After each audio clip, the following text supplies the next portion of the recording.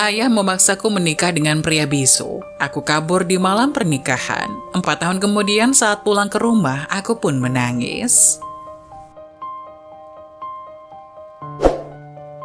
Yang sudah subscribe, semoga rezekinya lancar ya.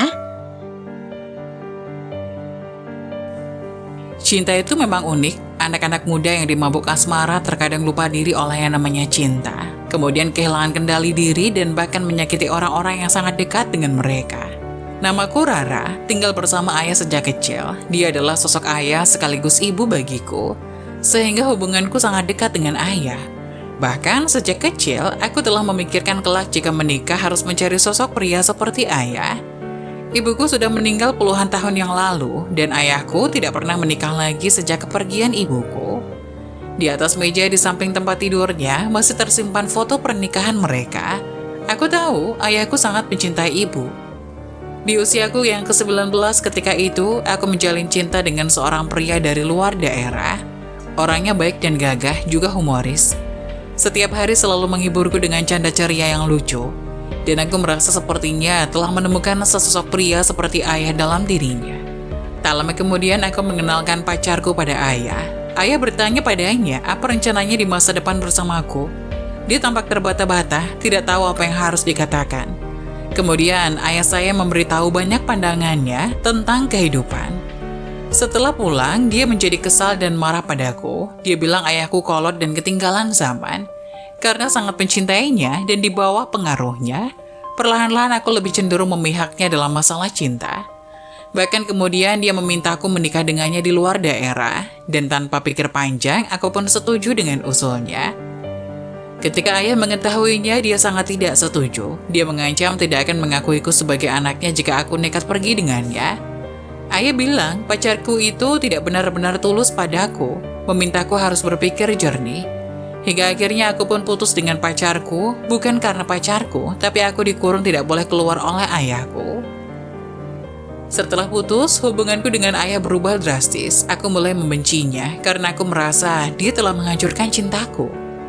2 tahun kemudian, ayah membawa seorang pria bernama Malik, anak dari keluarga penolongnya, dan memintaku jalan bersamanya. Malik terlihat sangat pemalu, dia selalu menunduk saat bertatapan denganku. Sampai-sampai mukanya juga memerah. Aku tidak suka tipe pria seperti itu, bahkan dia adalah pemuda bisu. Aku benar-benar tidak tahu apa yang dipikirkan ayah. Mengapa menyuruhku menikah dengan sosok pria bisu? Namun, ayah tetap memilih Malik. Memaksaku menikah dengannya, bahkan mengatakan bahwa Malik adalah pria yang paling cocok untukku. Aku pikir ayah hanya ingin membalas budi, jadi memaksaku menikah dengannya sebagai bentuk balas budinya. Bagaimanapun, ayah juga tidak peduli dengan kebahagiaanku. Pada malam pernikahan itu, aku kabur dari rumah. Aku sudah sekali merasa kecewa saat putus dengan pacarku.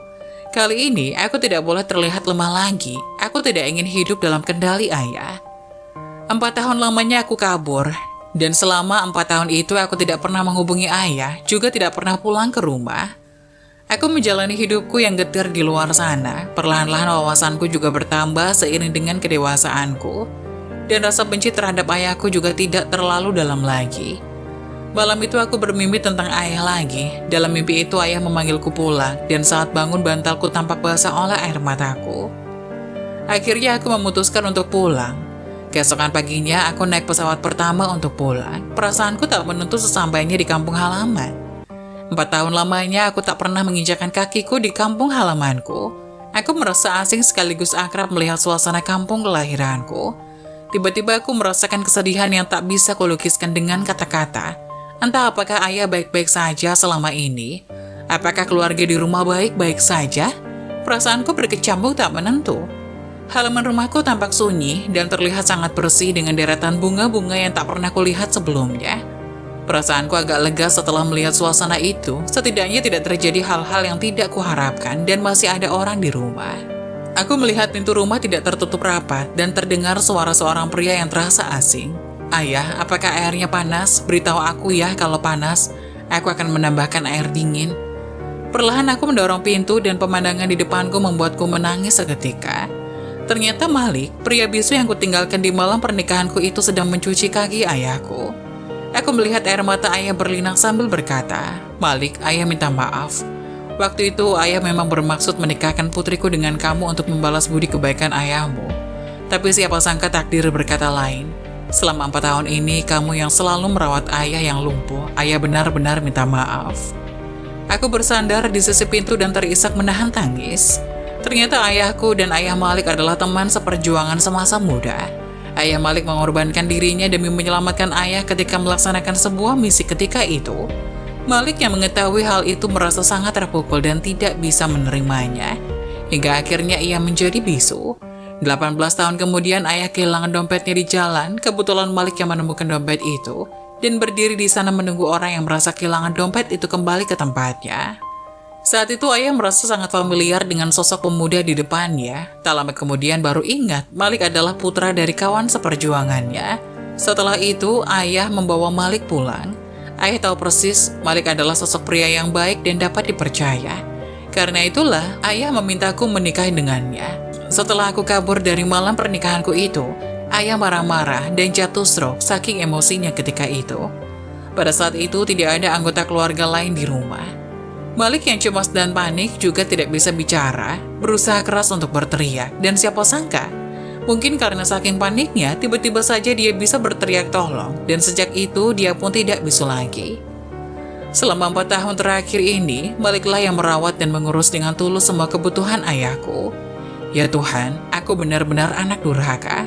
Selama ini Malik yang melakukan semua kewajibanku sebagai anak mengurus ayah. Berpikir sampai di sini, aku menutup mulutku sambil menahan tangis yang tak kuasa aku bendung lagi.